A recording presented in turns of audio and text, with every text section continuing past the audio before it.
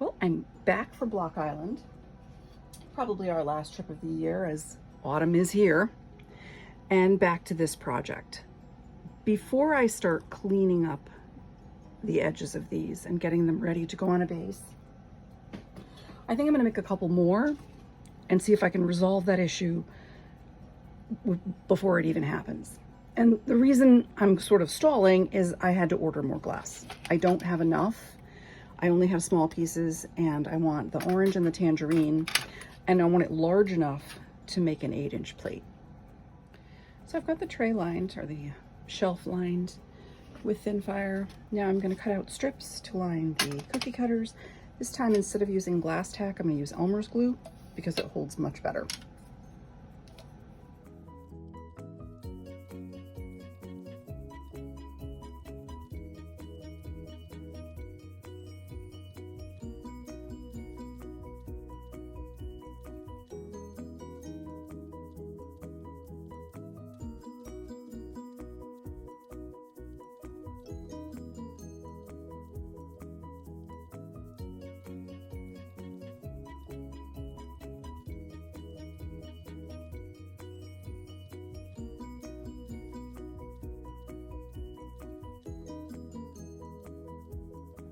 When you buy these cookie cutters, there's a rolled edge and a cut edge. You want the cut edge to be face down.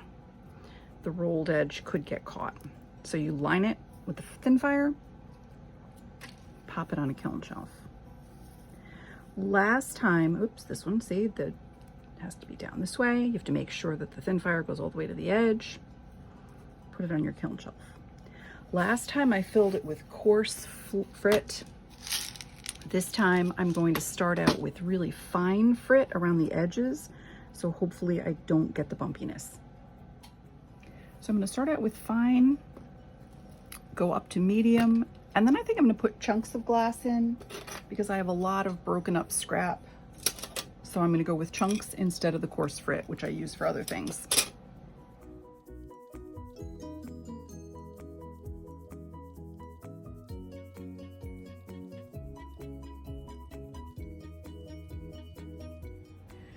So I'm going to clean up around the edges, go in with the tweezers and smooth it all out to make sure I have a nice even layer.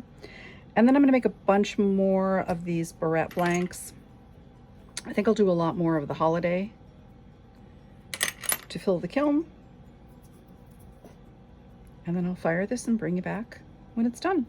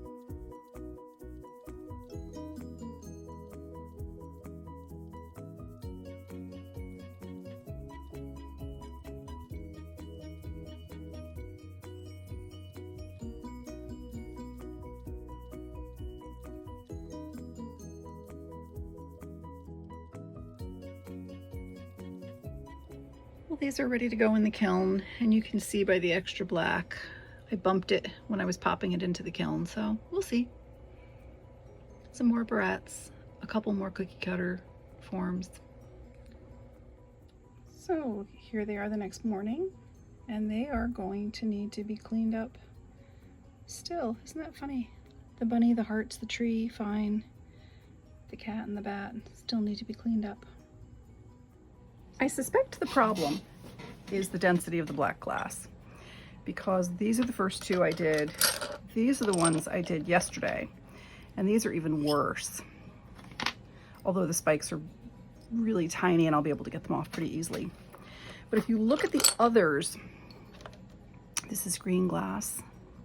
And there was a little bit of an edge issue because I bumped the shelf. Here's one. I'm using various dichroic glasses tiny little edge issues, but nothing like the black. This one is just Tecta. Again, a tiny little roughness on the edge. So my firing schedule is a little bit off. These are better, the smaller ones are smoother. And here's another one of the bunnies. I have two types of grinders. One isn't officially a glass grinder. I will use that for these because the other one I have is a lapidary grinder and it won't get into these nice curved edges. So that's it for today. Grind these down and get them ready for the next step. And I have no idea what I'll do with these. I just felt like playing. And they turned out very nice. So I've got this grinder set up. Water comes in through the bottom and lubricates the wheel.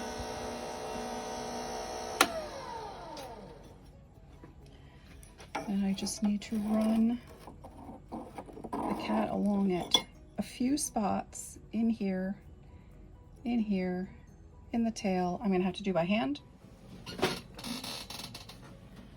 Okay, I cleaned them all up. Not perfect, close. I definitely think it's the black glass because all the ones with black glass did not turn out as well as the ones with Tecta or even dichroic. This one is just stacked dichroic. And I think what I needed was either more heat or a longer schedule. I'll have to play with black glass a little bit more.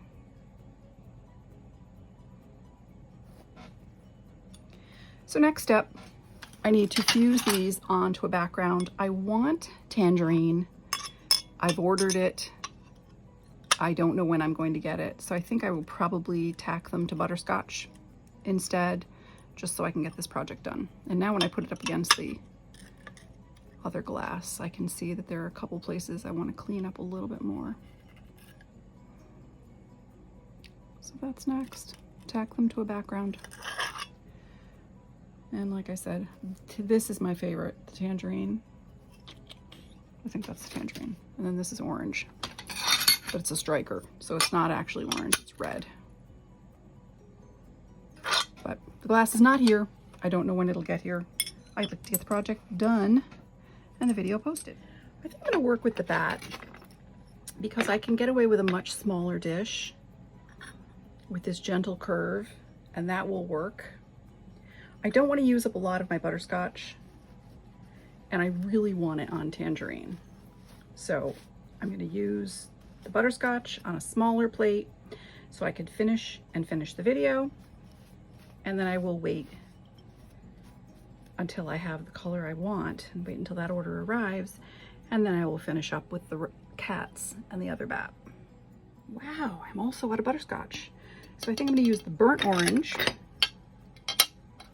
Nothing about this is my favorite,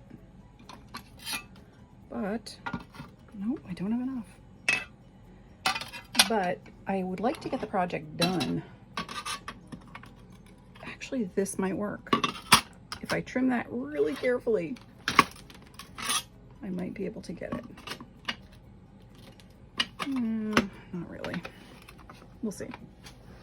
Nope. After much digging, I think I'm going to go with pumpkin, because I think the pumpkin will make the nicest little dish.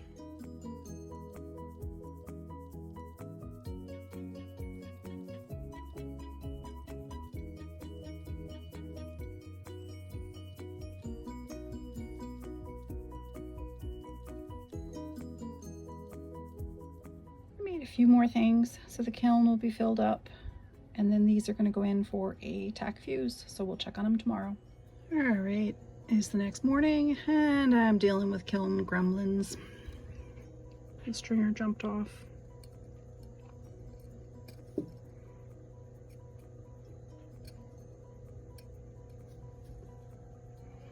But the bat came out great. And then these bats came out great too. These, that's just a coaster And these are from the Fusing Factory powder printer. And the brows look good. So I need to put another stringer on there and refire it. And then I'll have to fill the shelf with something else because I don't like to run a kiln for just one piece. And hopefully this little project will be done soon. It's really becoming tedious. Since this one has to go back in anyway to attach that stringer, I think I will do the black cat as well.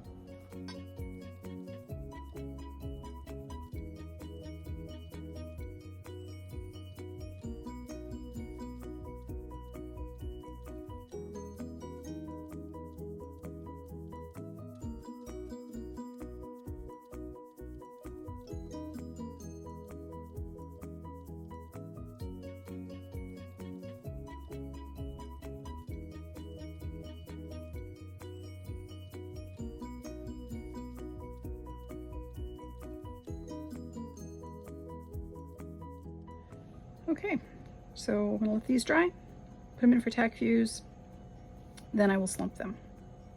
I do really like the way the bat turned out. And I'm hoping the cat turns out as well, but I'm sure it will. And I'm hoping for no more kiln gremlins. So these stringers, if they would just stay in place, that would be lovely. We're too hot to move on to the next step, but I'm gonna take a quick peek, which I probably shouldn't do either, but I'm going to. Oh, lovely. Now these are ready for a slump. You can see the bat mushed out a little bit more than I would have liked because of the second firing. But the stringer stayed in place. So these are a go. And these are done. Absolutely darling. They will be going to the grandkids. That is my favorite way to use stainless steel cookie cutters.